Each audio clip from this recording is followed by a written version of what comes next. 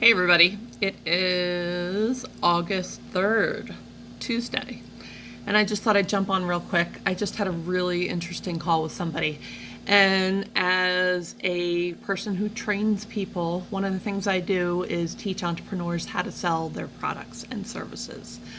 So I got a message from somebody on LinkedIn, and they said they wanted to talk to me about, they were connected with LinkedIn and wanted to talk to me about joining a group, and they found my profile quite interesting, and they thought I met all the requirements for this group. So, instinctively I thought, here's a sales pitch, but I thought, no, let me just go through it and see what they got and see what happens. So took the call, and I was sitting on Zoom for at least 7 minutes, and I always give things like the college rule. When we used to sit in college, you always knew it was either like the 10-minute mark or the 15-minute mark. If the professor didn't show up, boom, you were out of there. You were good to leave class. You didn't get marked for not showing up, even if the professor was half an hour late. So I usually give people the 10 or 15-minute rule. So I'm sitting there, and of course multitasking, doing something else, and he pops on and says, sorry I'm so late. Pops on, no camera. I've got my camera on, ready to talk, and doesn't have his camera on. Starts, going on about, hey, listen, I'm late, but this is why.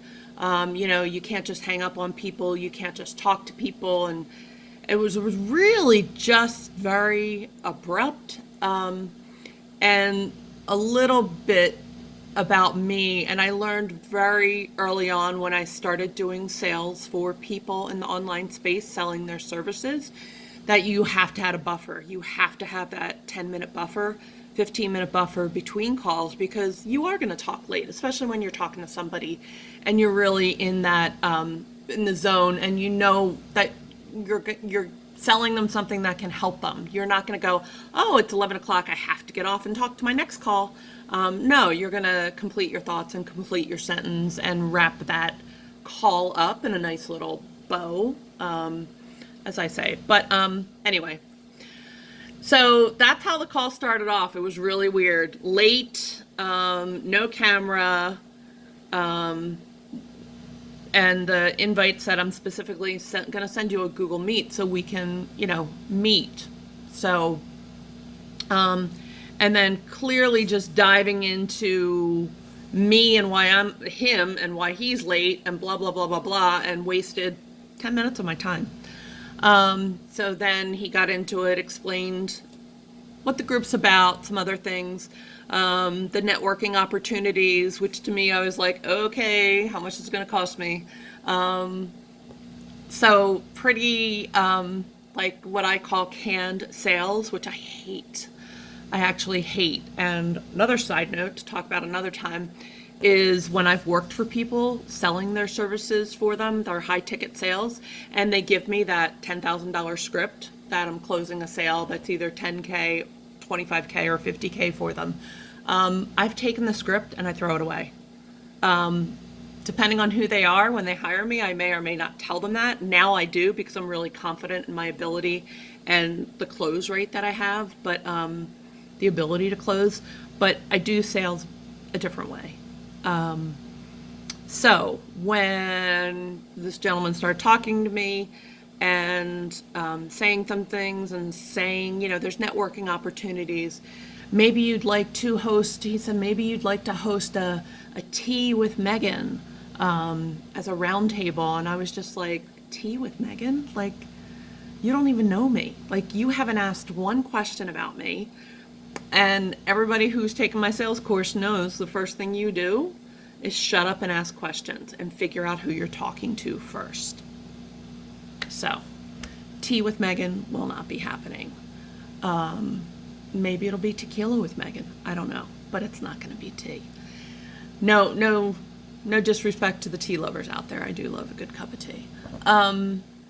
Anyway, it was just a really interesting conversation, and I'll wrap it up with, he said everything, and then he kind of did his pitch, which not too good, but it's okay. And then he said everything, do you have any questions? And I said, well, yeah, I have a lot of questions, but probably what we should do is I need to look around your site, which they gave me a completely different website than what was on like the LinkedIn invite and everything. So I was a bit confused, and I was just like, yeah, I need some time to check this out. And I said, but I'm just going to cut to the chase. What's, I'm sure there's an investment in this. What's the cost? So he's like, oh, yeah, you're right. Here's what the cost is. And then he starts selling on all the things it can do for me. But again, I'll go back to, he didn't ask me what I needed. So, he did ask if he could check in, when he could check in to find out if I wanted to join. And I said, why don't I do this? I'm going to check around the site and I'll let you know by Friday. But I'm going to look around your website because I haven't had a chance to do that and see what you're all about. And I'm also going to see if I have the bandwidth to even do this. So didn't even ask me. Anyway, you get the point of my sharing this experience with you. And it's not a rant and it's not a bash on salespeople. I just think it's really interesting and eye-opening the way that people are selling out there. I think there's a really good way to do it. And my experience comes from being in the retail space since I was 14, living all over the world and working for different retailers in sales positions, management positions, and training positions, training people to sell in New York, London, Hawaii, Northern California. It's cross-culturally different in all of those spaces. So I will leave you with that, sharing that experience with you. And if you need help crafting your sales pitch or any questions with sales, comment below, ask me, and I will answer your questions. So thanks for watching this today. Bye.